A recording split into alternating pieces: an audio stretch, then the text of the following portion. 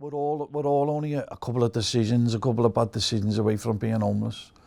I fed the chaps Monday night, big bowl of scouse, who's just come back from Poland, been with a woman, took 70 grand over and she's rinsed him. And he's potless. He had 40 quid to his name. And he was sleeping in the airport. Cleverly, sleeping in the airport and every hour just getting up and checking the board. He was there for days till he got away with it. Wow. You don't think about these things, you know what I mean? You'd never assume that she was homeless.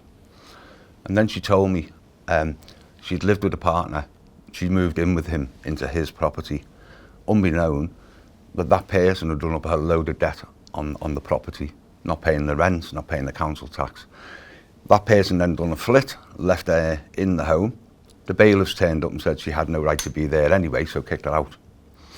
And I said, that's terrible news. Anyway, I seen her about 3 months later. She looked like she'd been on the street for years. She looked that bad. And that's what living on the street does for you.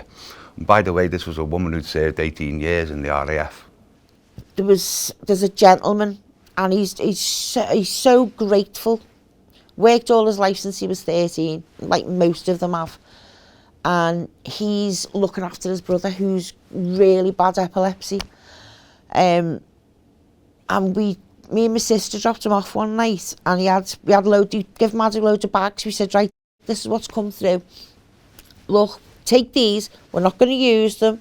Take them home. You'll make use of them. And my sister went in the house with him, and she came out and she was crying. She said, he hasn't even got a cooker. I went, what? She went, he's got a microwave, that's all. I said, so how's he cooking his food? She said, all he's doing is microwave.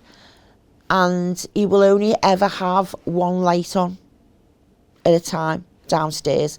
And if that's the kitchen, so he'll stay in most of the time in the kitchen while looking after his brother. It was cold. This was just before Christmas. It was freezing cold. And she said, it doesn't feel like the heating's been on at all. The radiators were cold. The house itself was colder in his house than what it was outside. So between Neil and my sister, they went out and they got him a Asda voucher for food.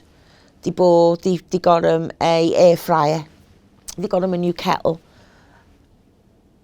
And he was just so overcome with gratitude that somebody wanted to help him. And he cried, and it must have took a lot because he's quite a proud man, and he cried. So now when he comes, and we know he's got his little mates, and we're always checking in on all of them.